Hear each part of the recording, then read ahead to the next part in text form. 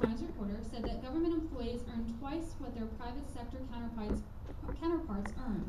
Since the deficit is so high and more money needed for the budget, shouldn't the federal employees be given a 10% pay cut to bring them more in line with their working class? Yeah, I didn't see the article. I don't know if it's applying to state or federal or both or county for that matter.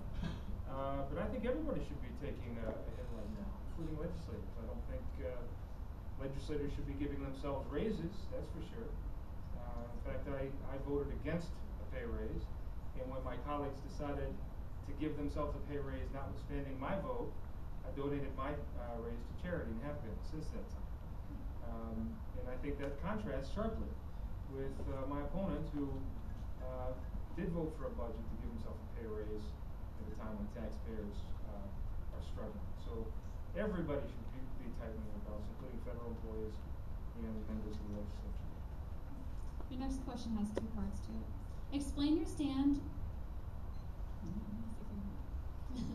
Explain your stand on cap and trade and what immediate costs will be to energy consumers. All right. I'm going to have to ask for leave to go over 2 minutes if I could. I mean, it's just impossible to explain both parts of this question, either part, frankly, in 2 minutes, but I'll do my best.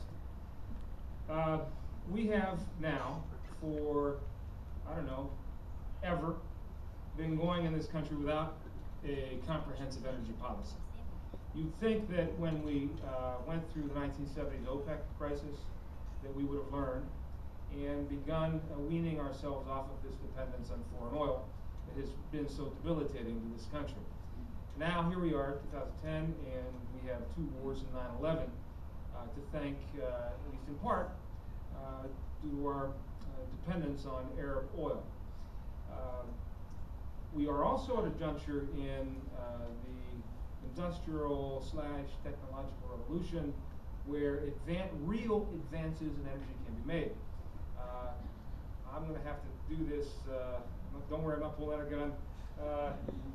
This phone here, I give this example because I love this example because it says exactly what I'm trying to say. This phone is a droid. I can do about anything on it, take pictures, film a movie, I can watch a movie, I can get on the internet, I can call my wife Mary, text my daughter Gina. I can do just about anything I want for 150 bucks. 150 bucks in 2010. In 1987, I bought 3 word processors and a dot matrix printer for my law office. $35,000. How did that happen? How was it that we went from $35,000 for those dinosaurs to this for 150 bucks? We drove the technology.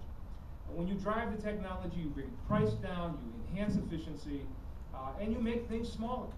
And if we don't push the technology with regards to solar panels, with regards to wind power, with regards to clean coal, then the only person that's going to push it, the only country that might push it, will be either China or India or someone else. So we're going to end up replacing the reliance we have on Arab oil for reliance on Chinese technology if we continue to do nothing, which is, I am assuming, what my opponent advocates, letting the free market dictate our energy policies. This will make us stronger. It will create millions of jobs, by the way, in making these things for everybody, and it'll make us a safer country. Would you vote to repeal the health care bill?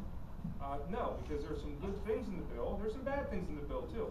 I would vote to make the bill much better, and I think there's a lot of room for improvement. Obviously, I voted no on the bill, so I'm not happy with it, but I think things like the pre-existing condition coverage, elimination of lifetime caps, covering a child until he or she is 26 years old on a parent's policy, those are good things. We should keep the good, get rid of the bad. Right, these questions will also be directed to Bob Gibbs, so the next following ones. In a few sentences, what is the purpose of government? I'll tell you what the purpose of government isn't, and Mr. Gibbs, I'm going to put words in his mouth. And if he doesn't, he gets mad at me when I do it. And by the way, I like Bob. I don't know if Bob likes me, but I like him. Bob gets mad at me because but he keeps bringing this up, and I feel compelled to mention it. He keeps talking about the purpose of government being to create an environment where we can create wealth. Well, you know, maybe there are a few people here that envision themselves being ultra wealthy someday and owning a yacht, vacationing in Paris, but the people I know and the people that I'm fighting for in Washington are trying to be able to make their house payments, send their kids to college, afford their prescription medications. Some of them are struggling just to put food on the table. They want an opportunity. And that's the role of government, to figure out, look, the dangers associated with too much governmental intervention are matched by the dangers associated by not enough. And all you have to do is look back to the Bush era, the lack of regulation of Wall Street that brought this country down, and it had a lot to do with this recession. The lack of any regulation in international trade.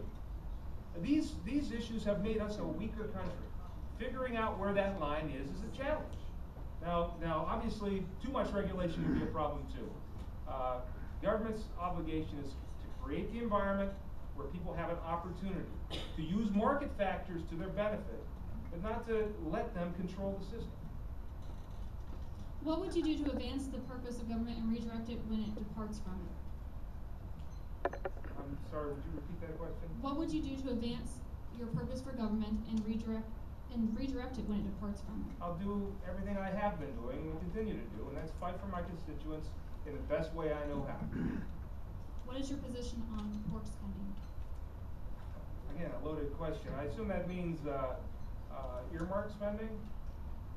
I'll assume that's what it means. Look, is the system ideal? No. I wish it were a system where we would get all the money we deserve and need in this area. For example, the Appalachian Regional Commission doesn't get nearly enough money to make up for the differences and the disadvantages that we have in southeastern Ohio.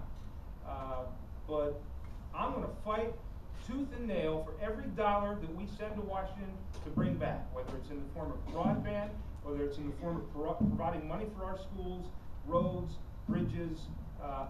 If I don't fight for it, it goes, you know what happens to the money? It goes to California, or it goes to New York, and we get stuck again. So I will continue to fight for every dollar I can for this district.